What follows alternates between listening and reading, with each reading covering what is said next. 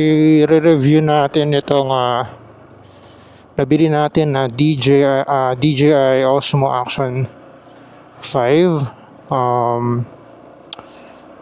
Di tayo expert sa camera na to. Actually, ito yung kaunang camera ko na action camera na ganito. Pero, bakit nga ba ito yung camera na pinili ko? Okay, kwento natin yan. Itong gamit natin waterless yung ating Honda ADV 150. Sumasama na talaga ako sa mga rides kasama yung of course mga friends ko rito sa First Fargo subdivision namin. Taga rito nga pala kami sa Tansa, sa Tanawan. Okay, talagang gustong magkaroon ng ganitong klaseng camera kasi gusto ko talagang ma-capture yung mga magagandang lugar na nadadaanan namin kapag nag-rides kami. And bakit DJI yung brand? Of course, alam naman natin na may mga mas popular na brands ng camera na ginagamit sa mga motovlogging. Siguro kaya ito yung pinili ko kasi meron na kasi ako na unang DJI na brand. Ito, yung nasa unahan ko, makikita nyo. Itong DJI Osmo Pocket. So, nabili ko to sa Sydney noong September. Isang buwan ako nagstay doon and sabi ko sayang yung mga lugar na mapupuntahan ko doon kung wala akong magandang klaseng camera. Kaya binili ko to sa Sydney, itong Osmo DJI Osmo Pocket 3 sa lang ating 43,000 pesos. Okay. So, yun, since meron na akong DJI, nag-check ako ng mga iba't ibang brands. So, dito tayo. Papalabas tayo ngayon. Baybayin natin tong kahabaan ng Governor's Drive papuntang Naik. So, yun nga. Ito yung pinili ko Action 5 itong DJI kasi nga, nag-start na ako ng DJI. Tapos, may mga nabasa akong review na yung DJI Mic 2 na meron ako, kasama kasi sa bundle ng DJI Osmo Pocket 3. Nung bumili kasi ako creator bundle, kasama na to. So, sabi nila, pwede itong gamitin sa Action 5. Kaya ito, tinatesting natin ngayon. Naka-wireless mic tayo ngayon. Tingnan natin mamaya sa edit kung maganda yung kalalabasan niya. Kasi, sa mga napapanood ko, meron silang action camera dito. And then, may wired sila, naka-wired. Pero itong DJI Mic 2 na nasa loob ng aking helmet, true Bluetooth siya at wireless na. So, hindi mo na kailangan magkabit ng mga wire. And I think, ang advantage ng wireless na yung mic mo ay talagang 100% waterproof na yung action cam mo kasi wala nang nakabukas na ports sa side ng camera mo kapag magkakabit ka ng mic. Kaya siguro ito na siguro yung game changer sa mga nag-motovlog. Guys, hindi ako motovlogger. Nagre-review lang ako. Hindi ako expert sa camera na to. Tinatesting ko lang kung maganda yung quality niya. So, bali ang mangyayari kasi, yung DJI Mic 2, siya na yung transmitter mo. Hindi mo na kailangan ng receiver kasi ito mismong camera na to, yung DJI Osmo Action 5. Siya na mismo yung receiver. So, nagbasa rin ako ng mga reviews, nanood ako ng mga vlogs. Isa daw sa mga magagandang qualities ng DJI Action 5, yung battery niya tumatagal ng 4 hours, so which is good. Though, depende pa rin sa resolution ng camera mo. Sa akin kasi ngayon, 4K resolution ako, 60 PFS. So, tignan natin kung tatagal ba siya ng 4 hours. I think hindi. Depende siguro sa resolution. Tapos, isa pang advantage ito, meron na siyang internal memory card na I think 49 gig.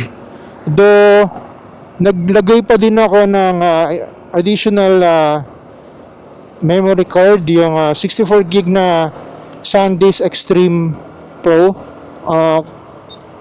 So ginawa ko yung SanDisk Extreme Pro, siya yung ginawa akong primary para mas mabilis yung pag-transfer niya sa laptop kapag mag-e-edit na. And yun nga, isa pang advantage nga is pwedeng wireless na yung mic nga.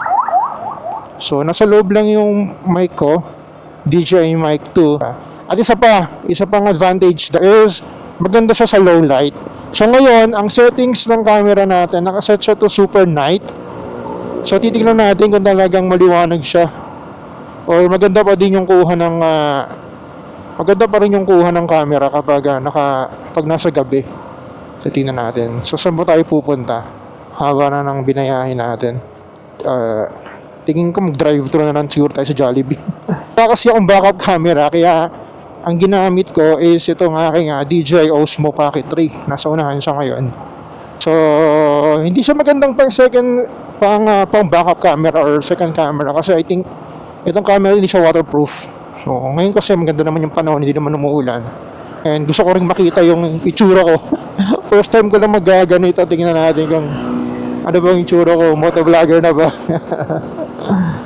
So ayun. Itong motor na to matagal na sa akin to. Itong Honda ADV 150 pa nga to eh. Nakakuha ko to noong 2022. Bihira. Nagagamit ko lang actually to pag yung mga rides lang. And kapag lumalabas pumunta ng palengke. Pero pag pumapasok ako sa office, sa BGC, nag-4 wheels ako kasi twice a week lang naman yung pasok namin. Kaya ayun. Pero sige, one time mag-try tayo magmotor papuntang BGC. So tingnan natin. Pakita ko sa inyo kung saan ako dumadaan from Tanawan. Okay, so siguro sa iba sa inyo magtatanong paano ko kinabit to. So yung camera natin nakamount siya sa helmet chin na nabili din natin sa DJI. So itong camera na to, magkano ko ba nakuha to? Standard bundle lang to kasi doon kasi ako bumili sa Lazada, DJI store. Hindi na available yung adventure bundle nila eh. So ito na lang yung available. So kinuha ko na. Gusto ko na rin magkaroon ng camera eh. Sa Nike na tayo. Masarap mag-drive dito kasi maluwag yung kalsada, walang traffic dito. Ano lang tayo? Takbong hindi ko consider sarili ko pag mabagal, takbong pogi eh. Siguro takbong responsable lang. Siyempre hindi natin kailangang magmadali or tumakbo ng mabilis. Huwag tayo magmotor ng barumbado kasi syempre isipin natin yung pamilyang uuwian natin sa bahay. So tayo 3 kilometers Shocking Night. So ito yung Torres Farm. Siguro iba sa inyo familiar. Malapit lang sa amin yan. Amaril ako na kusina. Sana maganda yung quality ng camera. Sana malinaw din na talaga siya pag sa gabi. So talaga gumili na yun itong Honda na ADV. Talagang chill lang. Perfect talaga siya pang adventure.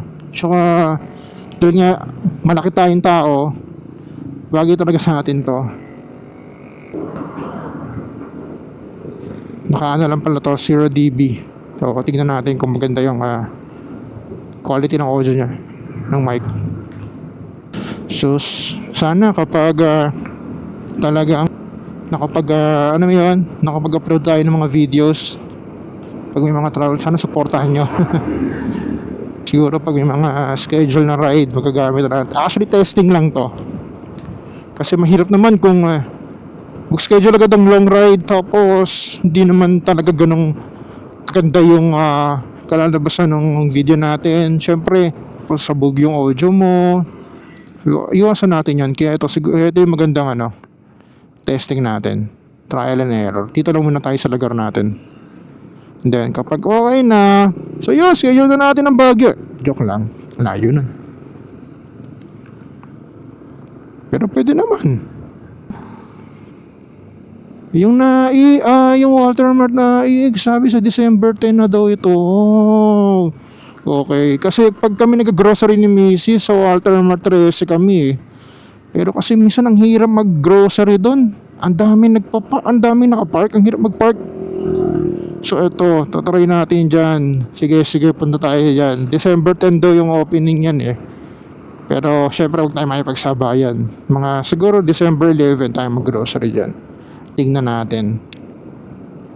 So, malayo sa amin pero mabilis naman yung Vegas, wala naman traffic dito. Medyo madilim dito. Mga bata nagbabike ko. Ingat kayo. Ang dilim pa naman. Sana maganda yung audio. Hindi siya naka-wired.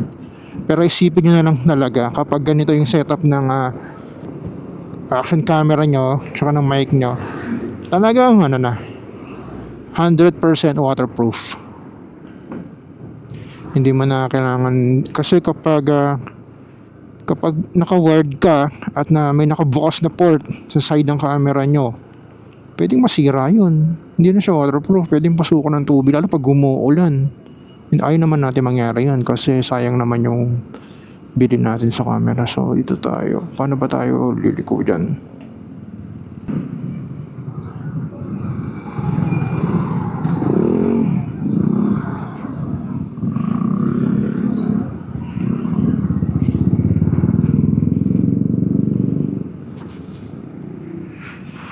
Okay, sa Jollibee na tayo. So yun lang guys, balikan ko na lang kayo kapag na-edit na natin to. Tignan natin kung maganda yung quality. Okay, salamat sa inyo.